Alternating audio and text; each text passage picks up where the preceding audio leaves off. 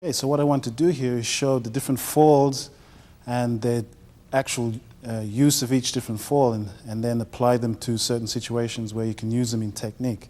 So we're just looking here at just the basic mechanics of each individual fall, explaining how they're done so you can practice them on your own. My kaiten.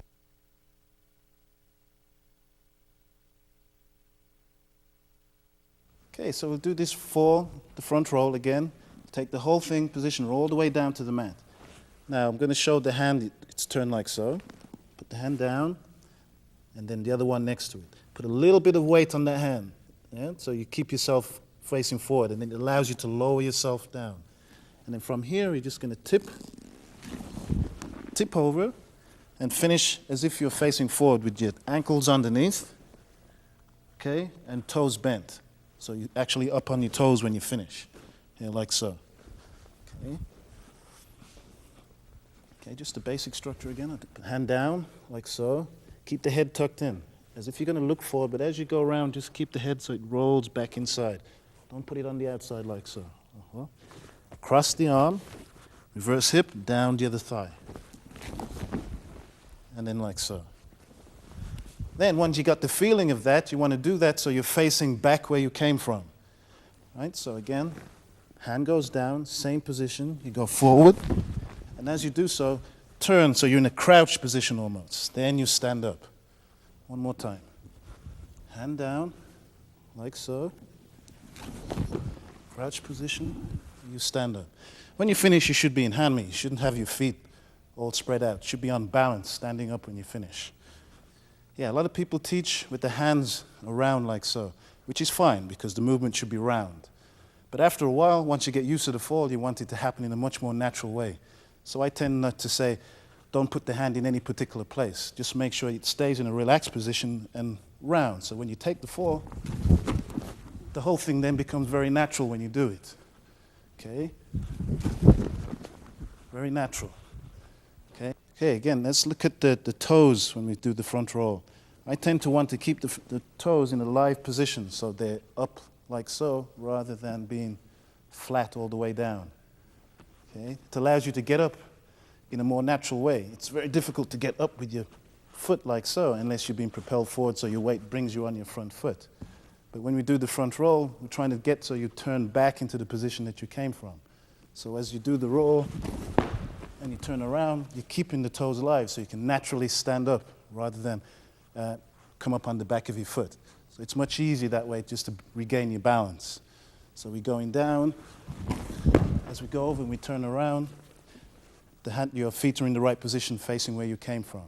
Okay, now sometimes we're not caught in the roll in the right position, like the right hand, left hand forward, left foot forward, which is the natural fall. You're going like rolling into it. Sometimes you're caught opposite, whether it be, like so, and you have to roll on the other side, or left foot, right foot, and left hand. So you treat it in the same position. So this gets you into the habit, kind of like a cat. When you drop him, you always want to land on his feet. So it gets you to the feeling that when you do your roll, you always want to get the body to land in the correct position.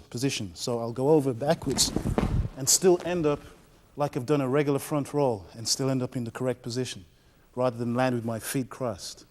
Okay? So that's very important. So if a good exercise to practice is this, where you, like so, opposite side, put the other hand down, rolling again, as if you're doing a regular front roll like we did before, keeping the arm round, but landing with the front foot, making it become your back leg so it gets tucked under. Like so, and then turn around. What I'll do now is just go through what we did first. We did the regular front roll, my Ukemi, and I'm just going to show just basic leading exercise so Uke can learn how to walk and step into the fall naturally so they can do the front rolls. Okay, so first of all, all right, so we just need a partner for this one. And what we're going to do is just like a Taino Henko exercise, which you do at the beginning, and then Uke is going to lead Uke forward and just naturally bring them down so they're into the front roll position so they can take the fall. And then they should turn around and face. Okay?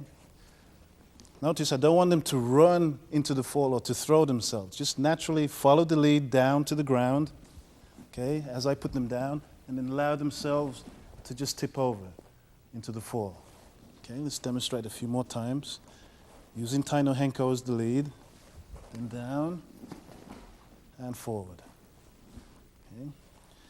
Down. Notice as I lead down, Uke must bring themselves down to the mat. So they let the legs bend, touch, and then allow themselves to roll over.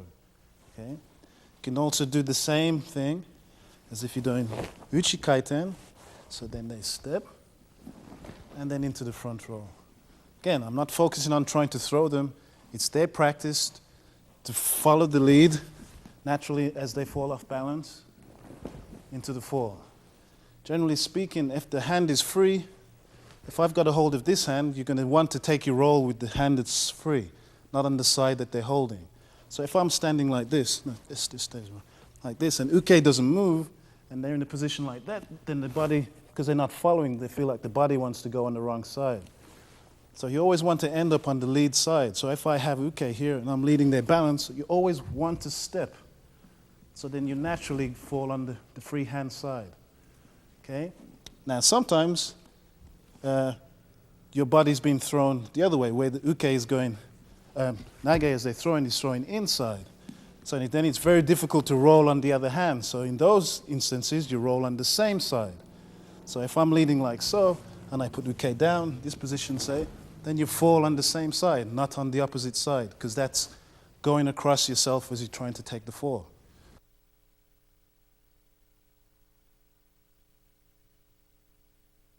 Ushiro Kaiten.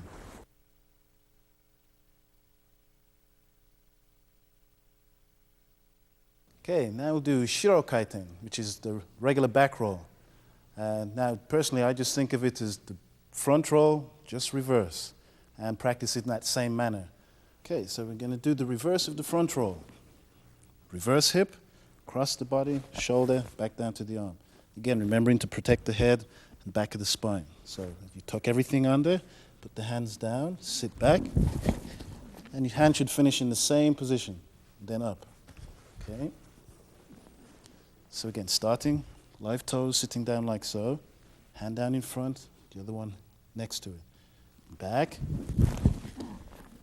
finish into the front roll, then you can stand up. Again, body should be in hand meet, not a wide stance, should be in the same line. Okay. Then once you get used to that and you're doing that, the basic movement, then we start from standing. Sit down into it, so you're going to go into the same position.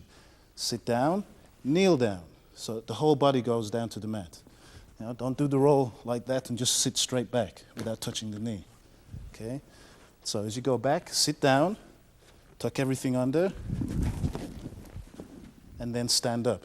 Okay? Yeah. Again, you sit down, tuck, and then stand up.